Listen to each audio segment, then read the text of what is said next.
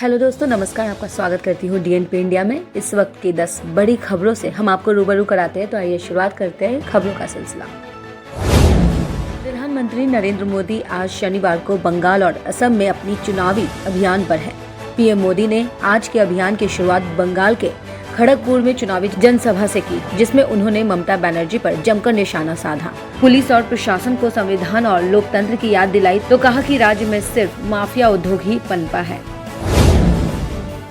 विधानसभा चुनाव से पहले राहुल गांधी असम में 2 दिन के चुनाव प्रचार के लिए पहुंचे। उन्होंने जोरहाट में रैली को संबोधित किया। इस दौरान उन्होंने केंद्र की मोदी सरकार पर जमकर निशाना साधा। साथ ही असम के लोगों के लिए कांग्रेस की तरफ से 5 गारंटी वाले काम भी बताए। राहुल ने सूबे में महिलाओं को प्रति माह 2,000 रुपए और राज्य में 5 लाख लोगों को रोजगार देने की बात कही।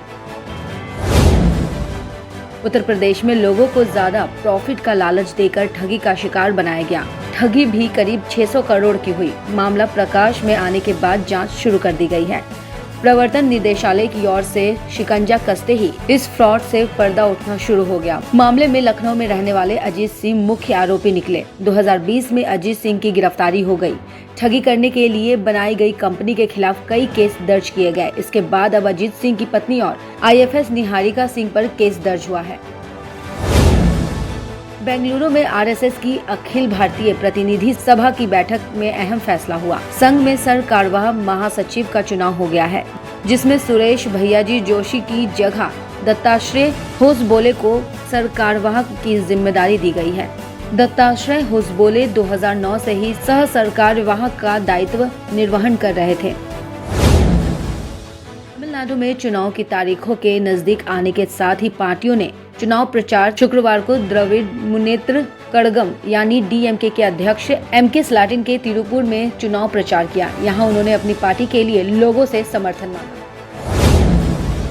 कोरोना से लड़ाई में भारत ने अब एक नया मील का पत्थर स्थापित कर दिया है। स्वदेशी वैक्सीन से वायरस को मात देते हुए भारत में रिकॉर्ड 4.2 करोड़ लोगों को टीका लगाया जा चुका है। बीते 24 घंटे में ही 27 लाख लोगों का टीकाकरण किया जा चुका है। पिछले फेज में फ्रंटलाइन वर्कर्स को वैक्सीन दी गई थी और अब 60 वर्ष के अधिक उम्र के बुजुर्ग को कोरोना की वैक्सीन दी जा रही है। असम में विधानसभा चुनाव प्रचार जोरों पर है और सत्तारूढ़ी भारतीय जनता पार्टी यानी बीजेपी और कांग्रेस समेत कई पार्टियां लगातार प्रचार में जुटी हुई हैं। राज्य में चुनाव प्रचार में नागरिकता संशोधन अधिनियम यानी सीएए भी मुद्दा बना हुआ है। कांग्रेस सीएए के मुद्दे को बड़ा मुद्दा बनाने की कोशिश में लगी हुई है, जबकि सत्तारूढ़ बीजेपी इससे बचने की कोशिश कर रही है।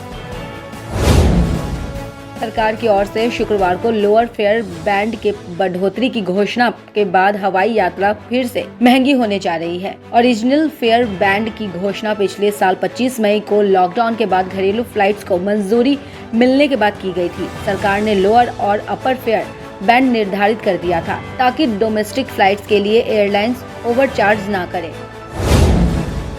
वायरस एक बार फिर डराने लगा है। मध्य प्रदेश में ही पिछले 24 घंटे में 1140 नए मामले सामने आए हैं और 7 लोगों की मौत भी हो चुकी है। सबसे ज्यादा नए संक्रमित भोपाल, इंदौर और जबलपुर में ही मिले हैं। अकेले इन 3 शहरों में ही बीते 24 घंटे में 678 मरीज मिले हैं।